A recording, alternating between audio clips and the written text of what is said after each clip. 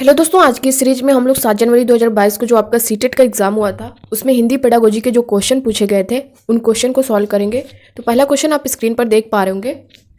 झारखंड के एक गांव में रहने वाली एक शिक्षार्थी अपनी मातृभाषा और हिंदी जानती है जो उसके घर और पास पड़ोस में बोली जाती है।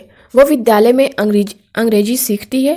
कौन सी भाषाएं भाषा अर्जन के और कौन सी भाषाएं भाषा अधिगम के अंतर्गत आती हैं? फर्स्ट है मातृभाषा और हिंदी भाषा अर्जन के अंतर्गत आती हैं। सेकंड है अंग्रेजी भाषा अधिगम के अंतर्गत आती है। थर्ड है हिंदी भाषा अधिगम के अंतर्गत आती है। फोर्थ है तीनों भाषाएं भाषा अर्जन के अंतर्गत आती हैं। तो दोस्तों इसका आंसर आप लोग को करना है। इसमें से कौन कौन सा करेक्ट होगा वो हमें आंसर करना है।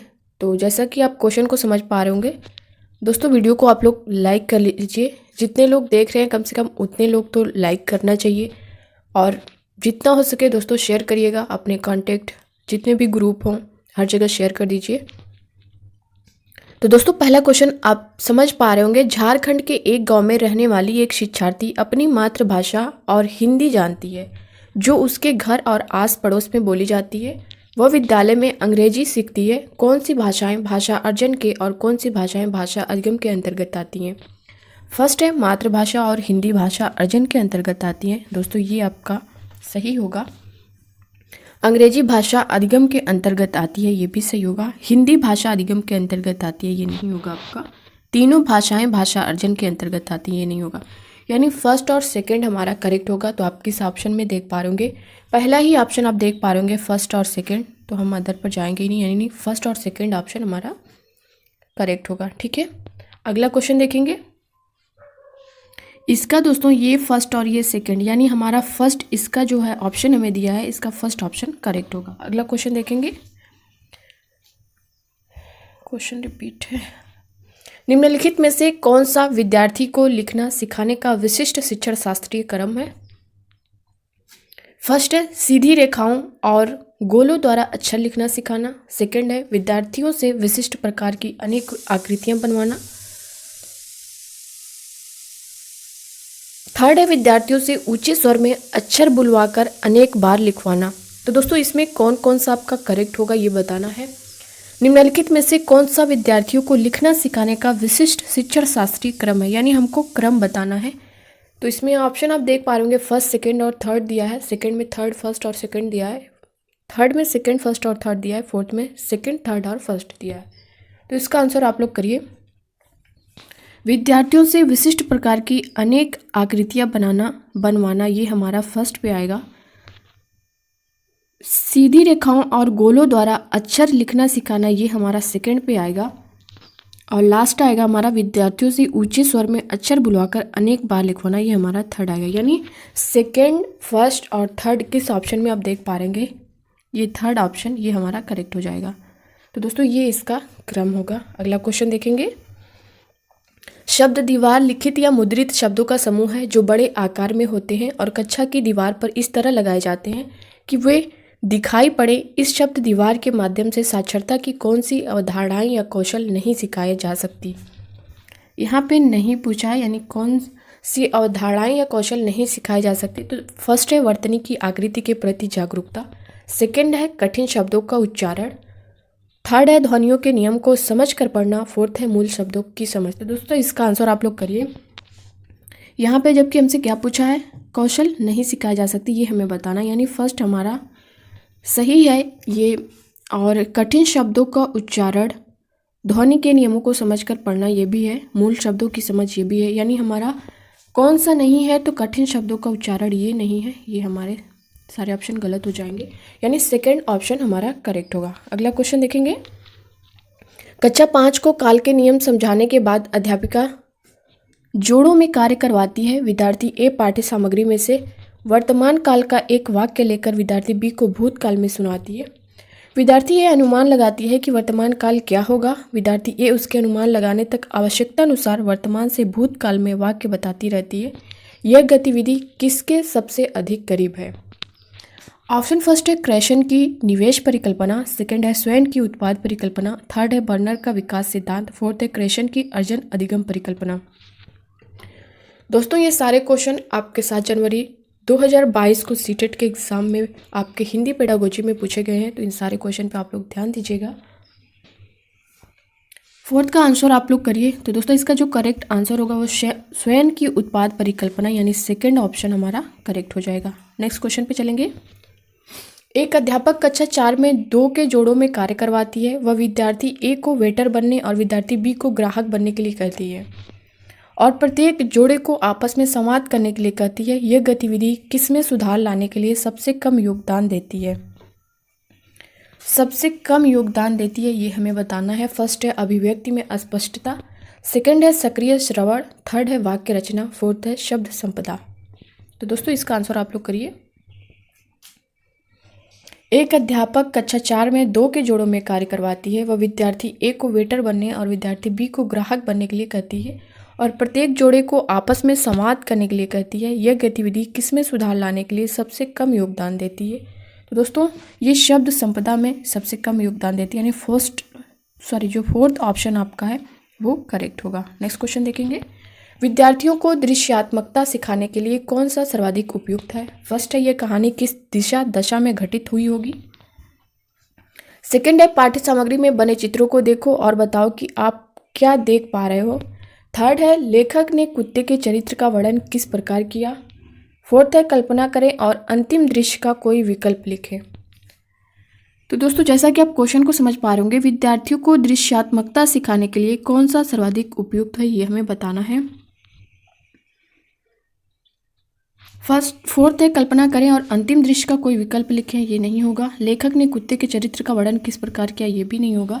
पाठ्य सामग्री में बने चित्रों को देखो और बताओ कि आप क्या देख पा रहे हो, ये भी नहीं होगा। यानी यह कहानी किस दिशा या दशा में घटित हुई होगी, ये आपका सर्वाधिक उपयुक्त आंसर होगा, यानी फर्स्ट ऑप्शन आपका। आप देख पा रहे होंगे निम्नलिखित में से कौन सी गतिविधि कहानी पढ़ने के बाद विद्यार्थियों में निष्कर्ष निकालने का कौशल विकसित करने की सर्वाधिक उपयुक्त गतिविधि है। फर्स्ट है इस कहानी में आप स्वयं को कहाँ रखना चाहेंगे। सेकंड है इस कहानी में एक पात्र ने जिस तरह से प्रतिक्रिया दी, क्या उसी तरह से प्रतिक्रिया देने वाले व्यक्ति को आप जानते हैं। थर्ड है कहानी में से किसी की भी कल्पना करें और अपने वाक्य में उसका प्रयोग करें। फोर्थ है पढ़ी गई कहानी का वीडियो देखें और अपने शब्दों में सेटिंग का वर्णन करें। तो दोस्तों इसका आंसर आप लोग करिए क्वेश्चन नंबर 7 का। गतिविधि कहानी पढ़ने के बाद विद्यार्थियों में निष्कर्ष निकालने का कौशल विकसित करने की सर्वाधिक उपयुक्त गतिविधि है, ये हमें बताना है। तो दोस्तों इसका जो करेक्ट आंसर होगा, इस कहानी में एक पात्र ने जिस तरह से प्रतिक्रिया दी, क्या उसी तरह से प्रतिक्रिया देने वाले व्यक्ति को आप जानते हैं, ये हमारा सर्वाधिक उपयुक्त गतिविधि होगी। अगला क्वेश्चन देखेंगे। निम्नलिखित में से कौन सी गतिविधि अध्यापक द्वारा सहायता देने का उदाहरण नहीं है। यहाँ पे हमें क्या बताना है, नहीं बताना है। फर्स्ट है विद्यार्थी से कोई पॉडकास्ट सुनने के लिए कहें और उससे सीखे किन्हीं 2 नए शब्दों को साझा करने के लिए कहें। सेकंड है विद्यार्थियों को एक ऐसी लघु कविता पढ़ने के लिए दी जिसमें शुरू में ही कठिन शब्दों के अर्थ लिखे हों। थर्ड है विद्यार्थियों से मौखिक रूप से बहुत से सरल प्रश्न पूछें और एक बड़े प्रश्न का उत्तर देने के लिए इन प्रश्नों का सार प्रस्तुत करें। फोर्थ है विद्यार्थियों को विषयों की सूची दें जिन पर उन्हें 2 मिनट के लिए बोलना है, कौन से बिंदु बोले जाए उसके लिए संकेत देना। दोस्तों जैसा कि आप क्वेश्चन समझ पा रहे होंगे, कौन सी गतिविधि अध्यापक द्वारा सहायता देने का उदाहरण नहीं, यानी जिस गतिविधि में अध्यापक ने कोई सहायता नहीं दी है, इसमें से कौन सा ऑप्शन आपका करेक्ट होगा। तो दोस्तों फर्स्ट ऑप्शन आप देख पा रहे होंगे, विद्यार्थी से कोई पॉडकास्ट सुनने के लिए कहें और उससे सीखे किन्हीं 2 नए शब्दों को साझा करने के लिए कहें। यहाँ पे अध्यापक द्वारा कोई सहायता नहीं दी गई है, इसलिए यानी फर्स्ट ऑप्शन जो है हमारा करेक्ट हो जाएगा। अगला क्वेश्चन देखेंगे। विद्यार्थियों को पूर्व सर्ग सिखाने के लिए निम्नलिखित में से कौन सी निगमन विधि है। फर्स्ट है पूर्व सर्ग ने पर ऊपर के प्रयोग के नियम बताना और उदाहरण देना। सेकंड है पूर्व सर्गों के बहुत से उदाहरण देना और विद्यार्थियों को नियम बताने के लिए कहना। थर्ड है एक गद्य खंड पढ़ाते समय पूर्व सर्गों के प्रयोग के नियम बताना। फोर्थ है वाक्य देना, विद्यार्थियों को इन वाक्यों में उन शब्दों की पहचान करने के लिए कहना जो संज्ञा, सर्वनाम, क्रिया या विशेषण नहीं है। जैसा कि आप क्वेश्चन को समझ पा रहे होंगे, विद्यार्थियों को पूर्व सर्ग सिखाने के लिए निम्नलिखित में से कौन सी निगमन विधि है, ये हमें बताना है। तो इसका आंसर आप लोग करिए।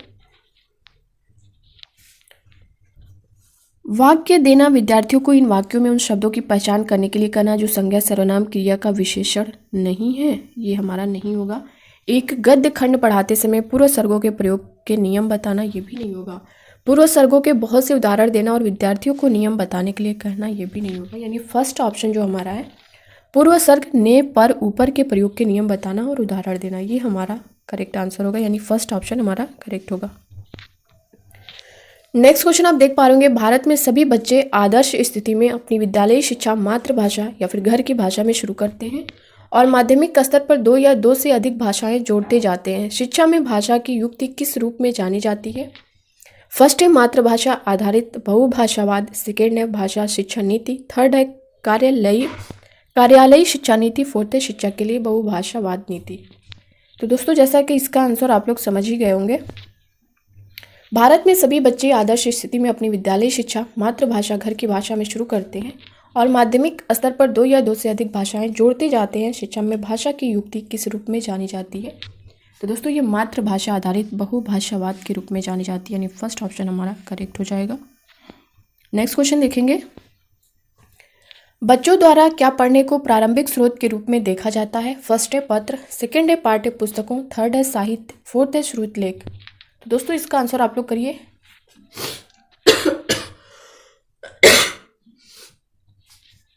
बच्चों द्वारा क्या पढ़ने को प्रारंभिक स्रोत के रूप में देखा जाता है? फर्स्ट है पत्र, सेकेंड है पाठ्य पुस्तकों, थर्ड है साहित्य, फोर्थ है श्रुतलेख। प्रारंभिक स्रोत के रूप में दोस्तों पाठ्य पुस्तकों यानी सेकेंड ऑप्शन हमारा करेक्ट होगा। ठीक है, अगला क्वेश्चन देखेंगे, निम्नलिखित में से कौन सा भाषा सीखने के आकलन का सबसे प्रभावशाली उपकरण है? फर्स्ट है लिखित परीक्षा, सेकेंड है श्रुतलेख, थर्ड है दत्त कार्य, फोर्थ है अवलोकन। जैसा कि आप क्वेश्चन को समझ पा रहे होंगे, निम्नलिखित में से कौन सा भाषा सीखने के आकलन का सबसे प्रभावशाली उपकरण है, ये हमें बताना है। तो आप लोग इसका आंसर करिए। भाषा सीखने के आकलन का सबसे प्रभावशाली उपकरण क्या है दोस्तों? श्रुतलेख नहीं होगा, दत्त कार्य यानी अवलोकन जो है, यानी फोर्थ ऑप्शन हमारा करेक्ट हो जाएगा। नेक्स्ट क्वेश्चन पे चलेंगे,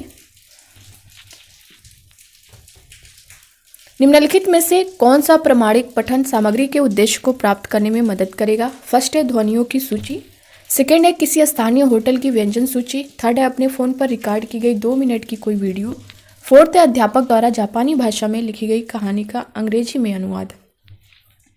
तो दोस्तों इसका आंसर आप लोग करिए। निम्नलिखित में से कौन सा प्रमाणिक पठन सामग्री के उद्देश्य को प्राप्त करने में मदद करेगा?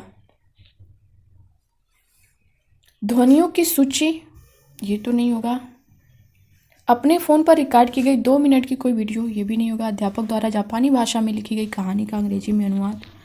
प्रमाणिक पठन सामग्री के उद्देश्य को प्राप्त करने में मदद करेगा किसी स्थानीय होटल की व्यंजन सूची, यानी सेकेंड ऑप्शन हमारा करेक्ट होगा। नेक्स्ट क्वेश्चन देखेंगे, किसी जटिल कथानक की संरचना को समझने के लिए कौन सा ऑनलाइन उपकरण विद्यार्थियों की सबसे अधिक मदद करेगा?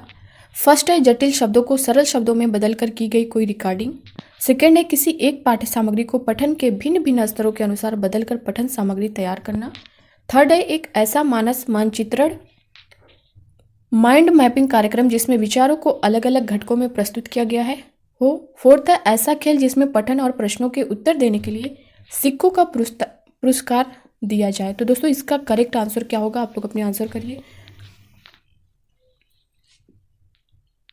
किसी जटिल कथानक की संरचना को समझने के लिए कौन सा ऑनलाइन उपकरण विद्यार्थियों की सबसे अधिक मदद करेगा, ये हमें बताना है।